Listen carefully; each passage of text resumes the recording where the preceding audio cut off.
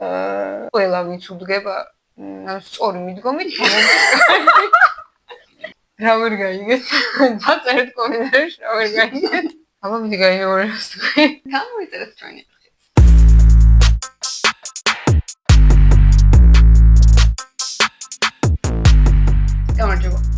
გამარჯობა. დღეს გამოვხილავთ მაყურებლის მიერ შემოთავაზებულ ფილმს Bright Green Tomatoes, ანუ tomatoes, ასეთი მაგარი ვერმე English language accent-ში.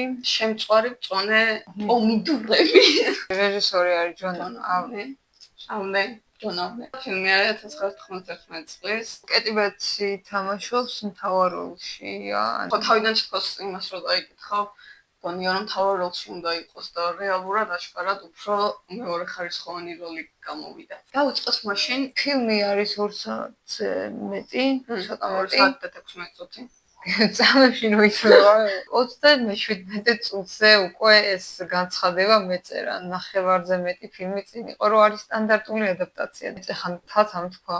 აბა მიდი გაიმეორებს თქვი. აბა მიდი შენ გაიმეორე. ბავშვობაში დივით რო დგებოდა ტელევიზორში რაღაც ფილმი დაგხვდებოდა და შუიდან უყურებდი აი ზუსტად ეგ შეფასება, ძალიან სწორი შეფასება. და შექმნებას რო არ დაგიტოვებდა, ნუ ინტერესით რო უყურებდი რა, ესე ამოკოტრიალებული კვირადილა სკოლისგან ისვენებდი, ამას უყურებდი და ესეთი ფილმია, ანუ ალბათ მაგ შეფასებიდანაც ჩანს, რომ რაღაც ვიზუალური სიმბოლოები, მეტაფორები და ასე შემდეგ კამერის მოძრაობები მონტაჟის წრეებში არ უნდა უეძებოთ ამ ფილმის არც ღირსება და არც რამე მნიშვნელობა, რაც თავარ სათქმელს გადმოსცემს. ანუ თავარი სათქმელი პერსონაჟი ყველაფერი არის ძალიან აშკარა. ყოველთვის იმას არ ნიშნავს, რომ ეგეთი ფილმი ცუდი ფილმი არა. ისე განსახილველი ფილმი არ არის, რომ აი ჩამოჭდე და რაღაც ღრმად ისაუბრო და აი ერთ კადრზე რომ ნახევარი საათი შეგვიძლია ლაპარაკი, აი მაგის საპირისპირო ფილმები, რაც წარმოგიდგენიათ და რაც გახსენდებათ, ახლა აი ეგეთი ფილმების სიაშია, ესეც ზუსტად, ამიტომ გირჩევდით, რომ სახლში მიხვალთ დახმილები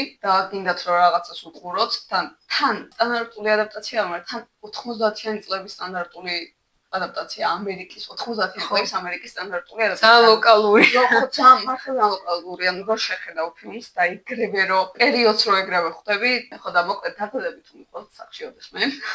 და მოგინდებათ რომ ფილმის ყურება, უბრალოდ გასართობად დროის გასაყვანად, კარგი მსახიობების სანახავად, შეგძლეთ ეს ფილმი ჩართოთ მიგრძნოთ. რაღაც თათამდებათ აქვს. ერთადერთი კითხვა რამაც შეიძლება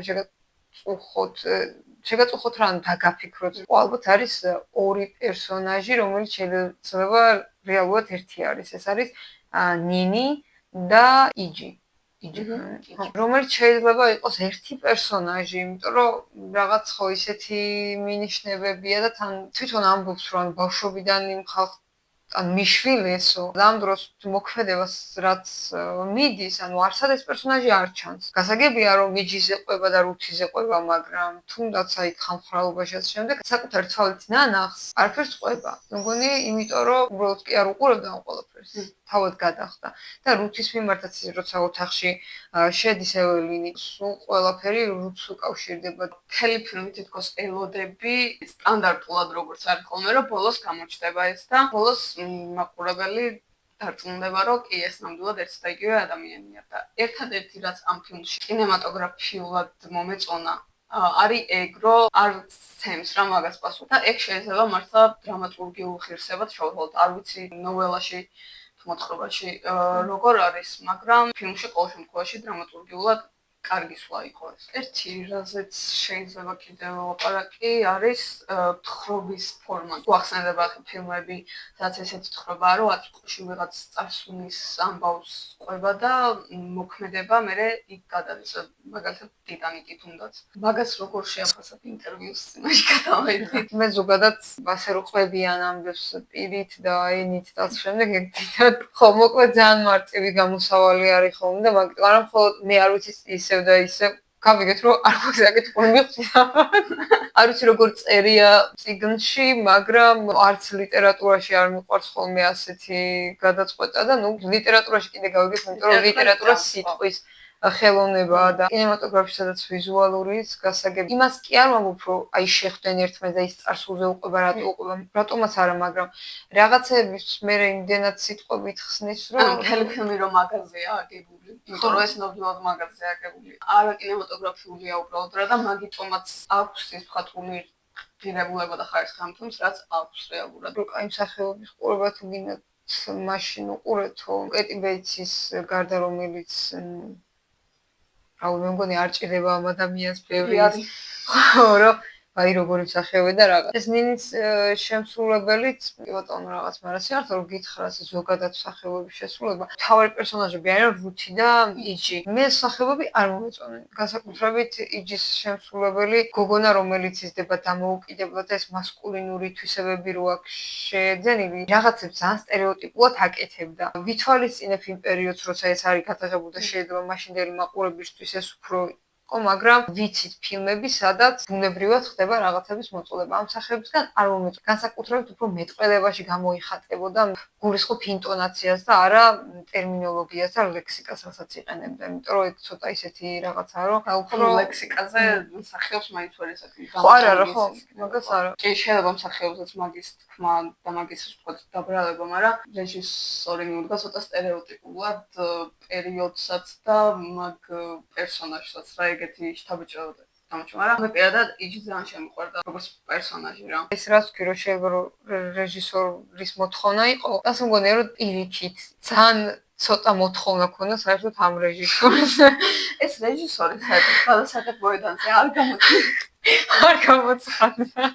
ჩემს რაც ქონდა მიზანი, ეგ იყო გაკეთებული სწორად 11 მილიონი დაჯდა მე მგონი ეს ფილმი ბიუჯეტი რომ ნახე და 130 მილიონზე მეტი ქონდა შემოსავალი. ასეთი მოგება პროცენტულად რო დათვალო, გასაგებია რომ Marvel-ს შეიძლება მილიარდები აქვს მოგება, მაგრამ დანახარჯი და ის რო შეადარო ხოლმე, ანუ პროცენტულად ხო, ანუ პროცენტულად რო შევადარო, ძალიან დიდი მოგება არის 11 მილიონი და 130 და ზუსტად ამიტომ გონებას რო დასვენება უნდა მაგ დროს რო უყურო, შეიძლება ძალიანაც გესიამოვნოს რა ისეთი ფილმია და ის რაც უნდა და მე მგონი რომ შეძლო ისე რომ ცუდი არაფერი გავგიზევია. ხო. ის აღნიშნულ ჩაგუწაკრე რასიზმის ხო ჩვენ ფილმებს ხოლმე ისეთ ფილმებს უყურებთ რაც რასიზმის საკითხი არის დასმული. არ ვიცი როგორ თქვა ახლა ზერო ჰომოფობია გამორჩენე. ეგ ძალიან სტერეოტიპულად შემოდის არა? იმას რომ ამბობენ რომ აი ეს შავკანიანს რო ეღიარებინა ჩამოხრჩობა არ აცდებოდა და რაც რეალურად კი ეგრეა და ეგრე იყო. ცოტა ხელოვნურად შემოგდებულს გავს რა თვითონ ანუ ეგ ფრაზებიც არა ხო რა. ახლა ვინმე რო თქვას რომ წიგნშია კაცო ასე მოცემული და იქაზე ფილმს არ განვიხილოთ ხა. ხო, ახლა განვიხილოთ ფილმს და წიგნში ძალიან ცუდადაც რო ყოფილიყო. რო აკეთებ ადაპტაციას, ჯერ ეს ერთი ადაპტირებული სცენარი არის აბსოლუტურად სხვა ხელოვნების ნიმუშს იღებ აბსოლუტურად. პლუს ამას უკვე ეს ადაპტირებული სცენარი უკვე ფილმად გადაიქცევა, ეგ კიდე სხვა მოცემულობა, ასე რომ ეგ გასასამართლებელი არ არის. მაგალითისთვის ვიტყვი Solaris-ი. კაი ხანი არ ვიცოდი თურმე ეგ ეკრანიზაცია ყოფილა და მე იმ წიგნს ანუ არაფერი წიგნი და საერთოდ რა ვიცი თვითონ ვის დაწერა მე მგონი იმასაც არ ახსოვდა რომ დაწერილი ქონდა იმდენად არარაობა წიგნი არის მაგრამ ტარკოვსკიმ შექმნა ნუ რაღაც კინოკლასიკა ხო რამდენიმე დეტალზე გავამახვილებ მაშინ ყურადღებას უბრალოდ ზოგადად ვიტყვის რომ ვერბალური ფილმია და ალბათ სწორედ მაგიტომ არის რომ ალბათ კი არ მაგიტომ არის რომ დიდაც არ გიწევს რაღაც მერში ჩასვლა რომ არ არის ალპარაკო თითქოს არაფერი კინემატოგრაფიულად. მაგრამ იგი ამ ვერბალურობასთან დაკავშირებითაც რაღაც ფრაზები იყო ისეთი, რაც აი 90-იან წლებისთვისაც კი სტერეოტიპული იქნებოდა. მაგალითად, ეს შეწყვეტა იმაზე ფიქრი, ხალხი რას იტყვის. აი ამ სიტყვის გაგონება ფილმში ყელში არის ამოსული რა სიტყვით ამის თქმა. არა და ისეთ რაღაცას გეუნება ეს ფრაზა, რომ ძალიან მნიშვნელოვან რაღაცას, მაგრამ სიტყვით კარგი რა, როგორ შეიძლება ამის სიტყვებით თქმა კინოში? შეიძლება და მე ვცდებ. თავისუფლად არ გამოხატავს ამ თავარ საქმესკენ არ მიყავ არაფერი ეგეთი ფრაზა იყო ბევრი ზუსტად სიღრმისეული თითქოს არაფერი არ არის რა ერთ ვიტყვი რომ ყველაზე მეტად არც მომეწონა ფილმში არის 1 საათი 19 წუთი და 50 წამიდან 1 საათი 20 წუთი და 55 წამამდე რაც ხდება. შეიძლება ფილმი არ ნახოთ, მაგრამ ეს ფაქტია. კეტი ბეიტსი რაც აკურველი მას უკავშირდება ზუსტად ის ეპიზოდი მანქანას რო დაეჯახება და მერე რო ნინის უყვება რა გააკეთა, აი როგორ ხალხო ან ეს ქალი პერსონაჟი აჩვენა ძალიან, მაგრამ პერსონაჟის გარდატეხა და ცვლილება აჩვენა ძალიან ბუნებრივად, ძალიან მაგრამ ყველაზე მეტად ეგ მომეწონა. ერთი მაშინ ვიტყვი იმას, რომ რაზეც შეიძლება თქმა, იჯის და რუთის ურთიერთობა. LGBTQ ნაწარმოებად არის ცნობილი. მე არ ვიცი ისევ და ისევ წიგნში რა ხდება, მაგრამ სახელებს შორის ქიმია ისეთი არ იყო, რომ შენ გეფიქრა, რომ ესე მათ იმაზე მეტი კავშირი აქვს. მეც როგორ ვფიქრე, რომ იჯის ქონდა გრძნობები იმის მიმართ და ის როგორც მეგობარს ისე უყურებდა. მე თვითონ ეგრე დავიკითხე. თავიდან კი ვიფიქრე, რომ ერთად იქნებიან რაღაც მომენტში, აშკარად ერთად იქნებიან, მაგრამ როგორც ერთ მომენტში, ტუჩთან ახლოს, თქვა ტუჩზე არა, მაგრამ ტუჩთან ახლოს, მაინც უფრო მგონია, რომ როგორც ერთ იჯის უყვარდა ეგრე. შეიძლება წიგნშიც მასია, მე უბრალოდ აი რის თქმაც მინდოდა, მაგაზე დიდად აღარც ვიფიქრე. უბრალოდ იმის თქმა მინდა, რომ პრობლემა ჩემთვის რაც იყო ამ ფილმში არის ამ პერსონაჟების ურთიერთობა. მეგობრობა იქნებოდა ეს თუ სასიყვარულო ურთიერთობა, არ არის ნაჩვენები, მათი ლოგიკური არ არის, რომ ისინი ასე დაუახლოვდნენ ერთმანეთს. უცებ ჩამოდის იჯი უარყოფ თავდამანებელს მე ჩემს ტყეში მაუბლივარ რაღაც ტარზანი ვარ და აი უცებ ჩემი საუკეთესო მეგობარი მადლობა რომ დაბადების დღე გადამიხადე. ის სცენა, მატარებლის სცენა მატარებლიდან რო ხტებიან და ის რომ არასოდეს მითხრა, არასოდესო და რო ხტებოდა მე ისიც. აი ეგ არის მიჩნეული რეჟისორის მიერ გარდაქმნის სცენა ამ ურთიერთობაში, რაც საკმარისი არ იყო.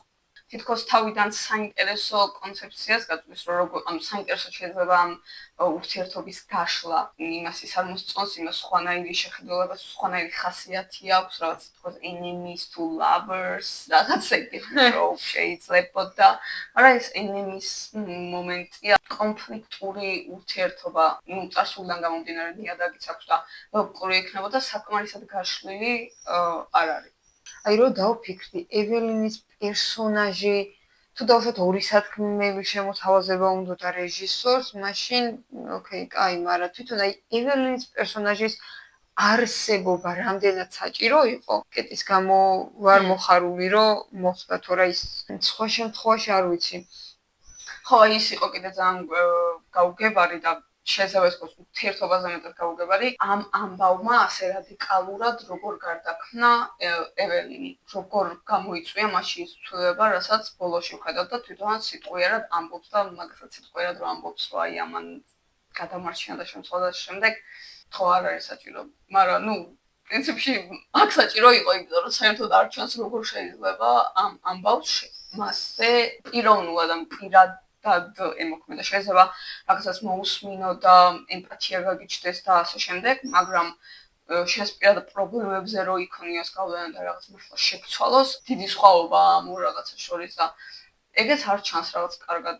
ეხანაიტიდან კი რაც ახსენე ის ბიჭი ვინც იმას ეძებს, ანუ იგივე ტიპი უნდა ყოფილიყო წესი. უბრალოდ ვიღაცა ვინ ზის და ის რომ პრობლემს სმენელიც სჭირდება. ბარემაში სათაურზეც ვთქვათ. სათაური არის გამეორებული ნაწარმოების, რომ შემწვარი მწვანე პომიდორები, რაც ქვია წიგნს. წერმა დაარქვა, მაგრამ რეჟისორები ხო ცვლიან ხოლმე სახელებს და წიგნის ვიყურებთ, იმიტომ რომ ხდებიან, რომ სხვა რაღაცა უნდა ერქვას.